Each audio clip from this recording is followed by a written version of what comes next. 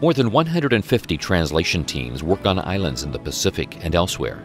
Airplane or helicopter service is not an option for many of these translators and literacy workers, yet they must traverse large bodies of water. This often means days of hazardous travel on boats that are little more than dinghies with outboard motors. Many of these small craft have no life preservers, navigational lights, compasses, or communications gear, and are frequently overloaded with cargo and people.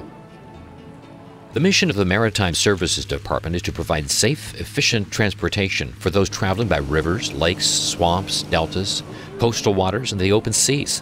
Their vision is to eliminate trauma in water travel.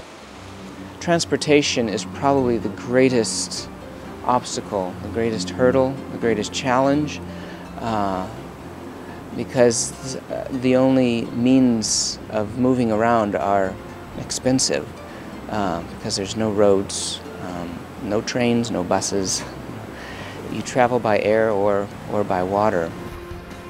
When maritime specialists Larry and Ann Hamilton arrived in Vanuatu, the first couple they were introduced to was probably the most frustrated translation team they had ever faced. They were very discouraged. Every time they went to the village, it was a life and death situation. So Larry and Ann took them in the boat, and they retraced their steps to the village. Larry and Ann began to train them in how to use tide charts and how to read weather charts. They helped them locate where the surf was the lowest along the beach, and then helped them in the whole timing sequence. Today, because of Maritime Services assistance, the translation team faces their travels to the village with confidence.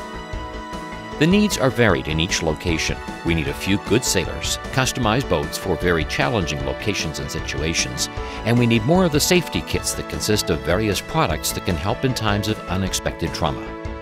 The JAARS Maritime Services Department is working to make boat travel safer and less stressful for island living translation teams.